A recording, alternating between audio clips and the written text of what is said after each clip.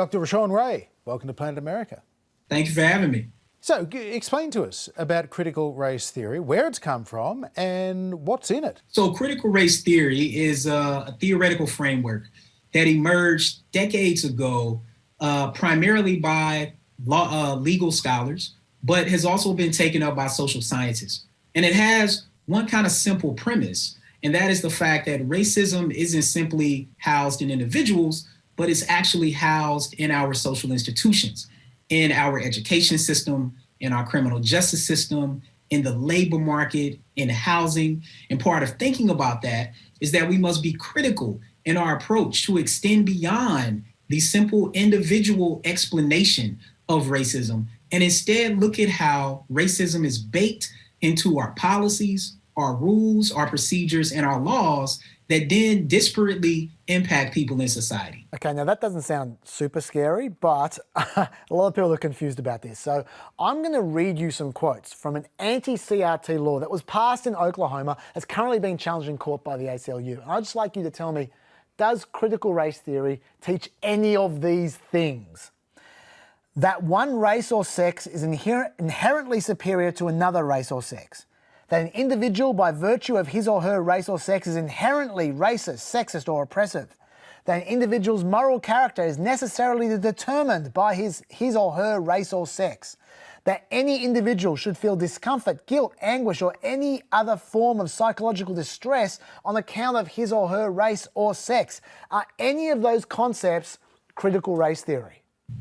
No, not necessarily. So what's important for people to recognize is that because individuals can't oftentimes make sense of the way that racism operates through social institutions, they default back down to the individual level. And at times they can internalize that. And now whether or not people hearing about the history of racism in America makes people sad, makes people feel like that they should be doing something about it, well, we think that's important, but we definitely don't want to necessarily view it as someone getting blamed for it. Now, in a piece that I wrote at the Brookings Institution with Alex Gibbons, we laid out all of these states, and Oklahoma is one of those interesting ones where, similar to other states, they never explicitly mention critical race theory.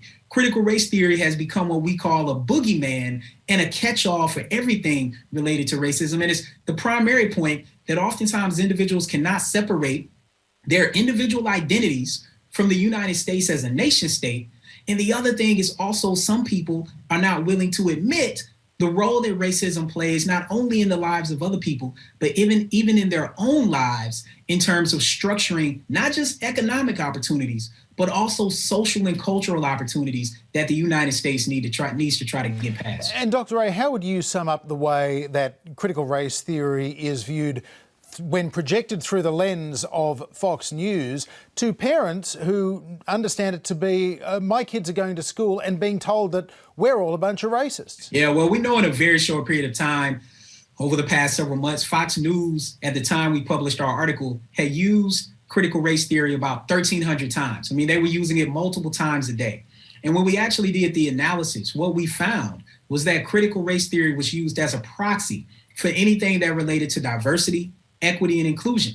And critical race theory wasn't solely focused on race and racism. It also extended to talking about gender, to talking about sexual orientation, to talking about other forms of difference.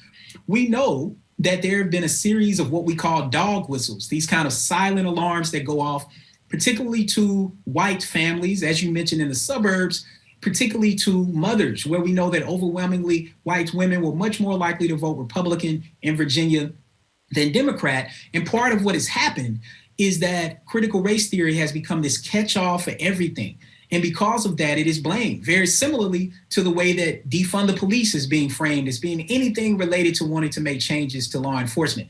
What people have to recognize about the US context is that conservatives and Republicans are much better at messaging than liberals and Democrats. And because of that, oftentimes they control the narrative, even if that narrative is not entirely correct or even remotely correct. It doesn't matter if they can drive that narrative. And that's part of what we saw in Virginia. And I think we've also seen that in some other places as well.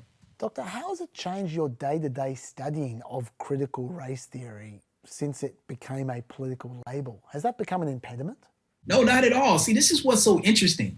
There was a poll on Twitter by Dr. Whitney Purtle, who is a professor at University of California at Merced.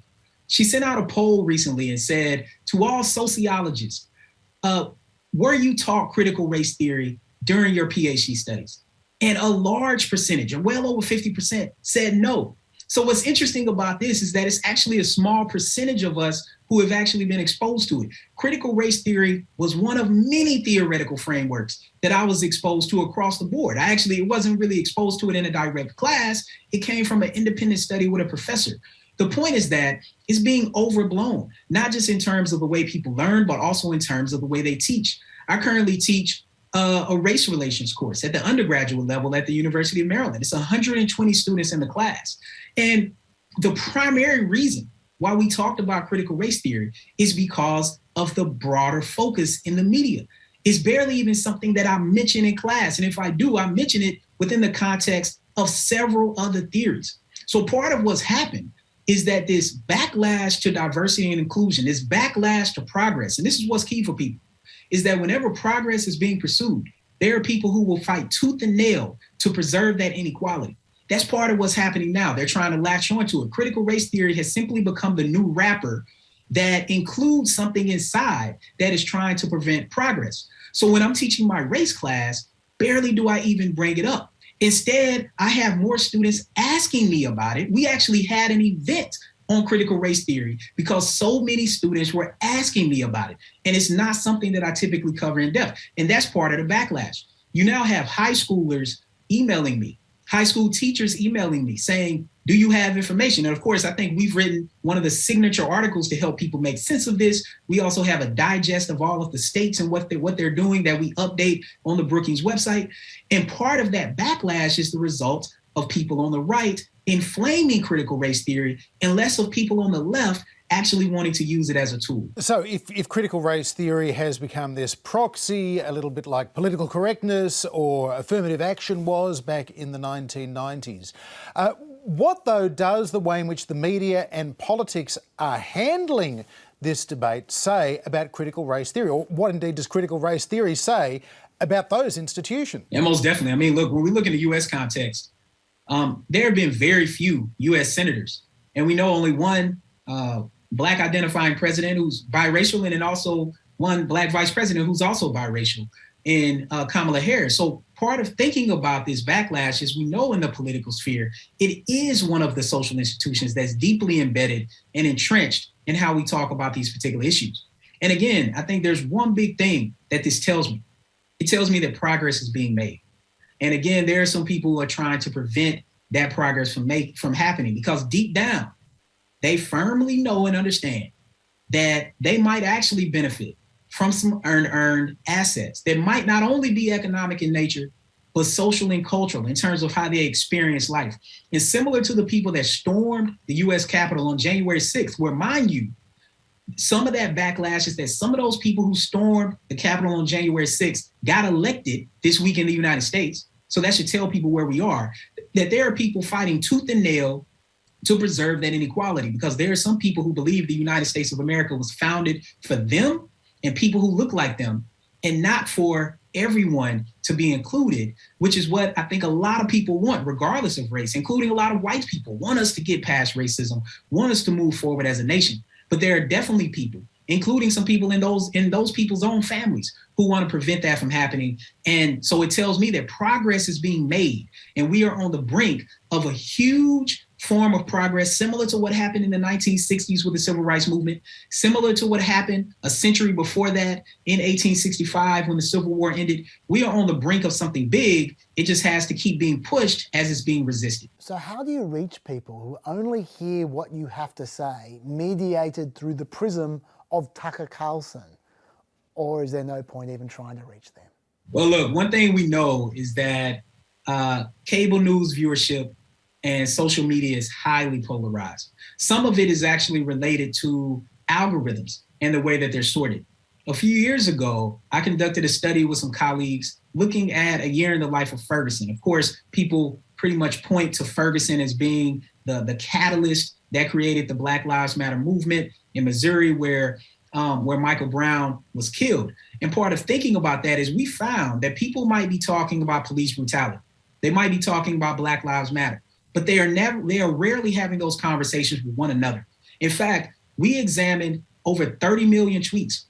And of those tweets, we found that less than 0.1% were people in these different echo chambers across the board actually having similar conversations with each other. We found something similar in regards to our recent study on cyberbullying and racism on Twitter and Reddit. So part of thinking about that is I think we have to change the way that algorithms operate, because algorithms on social media are simply set up to reflect back to us what the algorithm thinks we want to see. So it simply drives people farther and farther apart, which oftentimes isn't the truth and isn't good on the left or the right.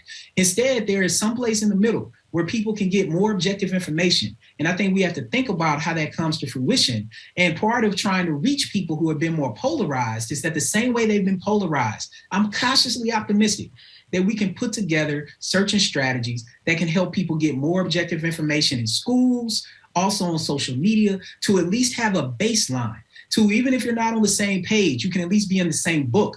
Right now, people aren't even in the same book. They're not even reading from the same library. And I think that's problematic for thinking about how to move forward. Dr. Ray, do you understand the concerns of parents who worry that all these people are making decisions about what their children should be taught, and they maybe don't trust the process?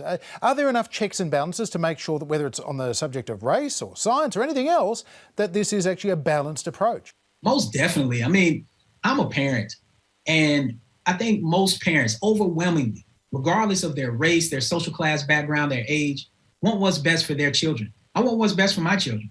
But you know what? I also want what's best for all children. And I think that's part of the problem, is that some people want what's best for their kids and aren't necessarily worried about others. But there is a broader systemic problem at play. And that's the fact that in the United States, school funding is primarily driven by property taxes. So what's happened over the past 20 years, 25 years or so, and it's simply worsened, that social class, particularly income inequality in the United States, has increased, and property value inequality has increased. So schools are vastly different. So sometimes you could have a parent saying that something is happening where they are that's problematic, and it might not be happening somewhere else. That's a problem. In the United States, the federal government promises people and promises children an equal education. That is not happening, not just in terms of resources, but also in terms of information and content. And those are the sort of things that need to change. When you're going to school in the United States, you should be getting similar information. Yeah, sure, maybe it's something specific about your state or your city, but overwhelmingly, people should be getting similar information. If you're in California compared to being in New York, Texas, Georgia, or Tennessee, you're oftentimes getting different information, and it spills over into voting, it spills over into people's attitudes, and it spills over into how people think about progress and upward mobility in the United States. Rashawn Ray, thank you very much indeed for being on Planet America. Thank you for having me.